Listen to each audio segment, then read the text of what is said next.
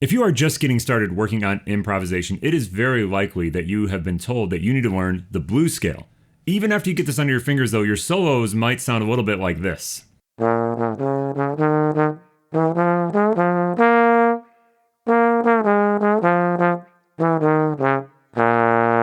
While all those notes are right, it sounds a little more like an exercise rather than like a killing solo. With that challenge in mind, today we are going to talk about some ways that you can practice the blues scale to A, get it better memorized, and B, actually know what to do with that information to play great blues ideas. What's happening, everybody? Thanks for joining me again this week. As always, Shawn Bell here.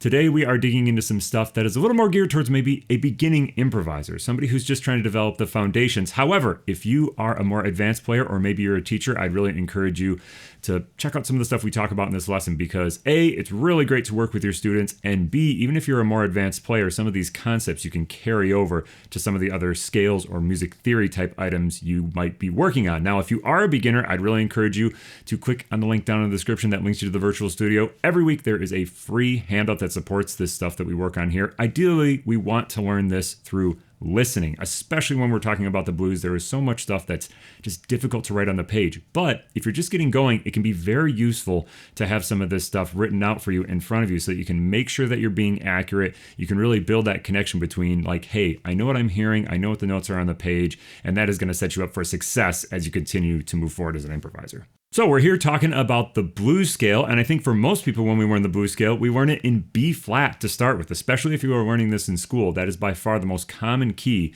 that you are going to encounter first. So before we learn the blues scale, we've got to ask ourselves, hey, do I actually know my B flat major scale? That is one of the first scales that we learn as trombone players, and we've got to make sure that that is happening before we kind of take the next step. So when we look at our scale, we're going to talk just a little bit about what we call scale degrees. We're not going to take a deep dive into this music theory. Basically, we're just going to talk about the different steps of the scale. So when we played the B flat major scale, we start in a B flat. We would call that 1. It's the first step in the scale. We go to C. We would call that 2. We go to D. We would call that 3. So when we label these numbers in today's lesson, it's all as it relates to the B flat major scale. Incredibly important concept. So we probably all know that scale, so we're not going to learn that, but we are going to talk about how we move from that scale into the B flat blues scale. So the first thing we're going to do is we're going to omit some of the notes. So if we're on B flat major, we're going to omit our second scale step, that's a C, and we're going to omit our sixth scale step, that is a G. From there, we are going to lower 2 of the notes down by a half step. We're going to go to the third of B flat major, which is a D natural. It's going to become a D flat. We're going to go to the seventh of B flat major. That's an A natural. It's going to become an A flat. In addition to these 2 changes, we're also going to add 1 extra note in there. That's going to be a half step between the E flat and the F. The E flat is the 4th step in the scale, so we're going to add an E natural, second position. We would say that that's a raised 4th or a sharp 4. So that whole scale put together sounds like this.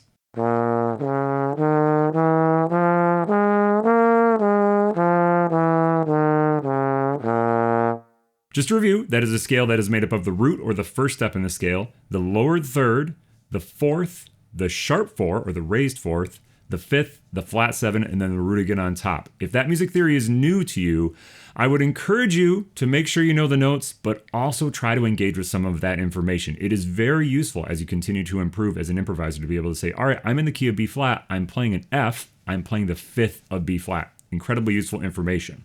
Now that we understand a little bit more how to build that B flat blues scale, let's put it into practice. And this is really where the memorization aspect is going to come in. First of all, you would just have to do some reps on it for sure. Just practice it like a normal scale, up and down.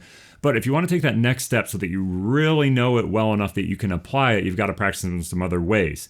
The biggest way I like to see students practicing this is by starting on any note of the scale and deciding, am I going to go up or am I going to go down? How much am I going to go up and down by? So maybe we say, all right, I'm going to start on my 4th scale step, which is an E flat. I'm going to go all the way up to the top and then all the way down.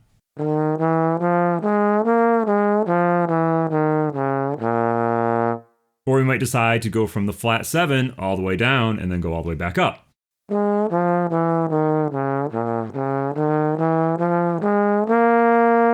We could also start on the bottom of the scale on the root, go all the way up, and maybe end somewhere else.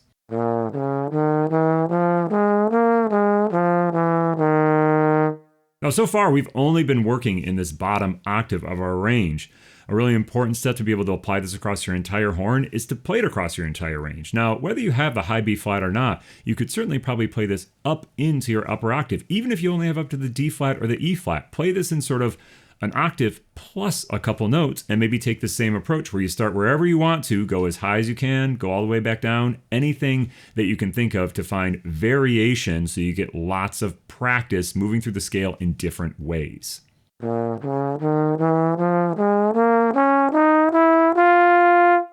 Along with helping you memorize this scale, this is also going to get you in touch with probably little chunks of the scale that you start to recognize, like, oh, that's an interesting little melodic shape. I can do something with that.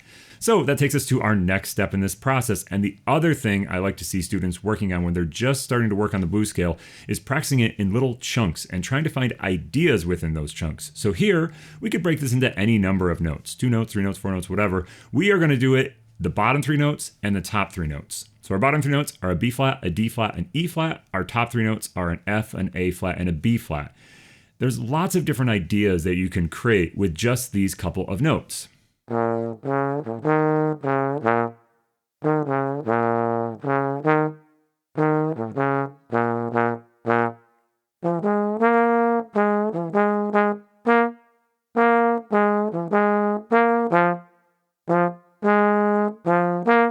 Once you experiment with just creating some different ideas with small chunks of the scale, then you've got to move it into a play along to see if you can actually apply this in a more musical context.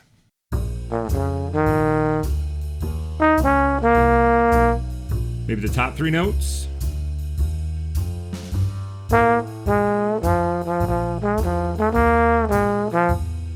And I can start to combine them in different ways.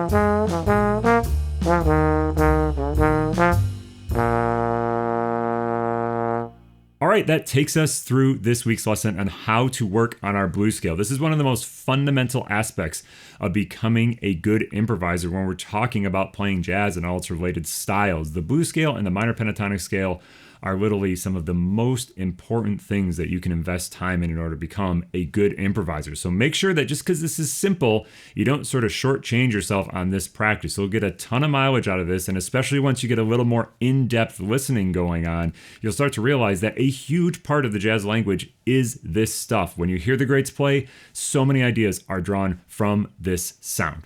Cool. We'll see you in the woodshed.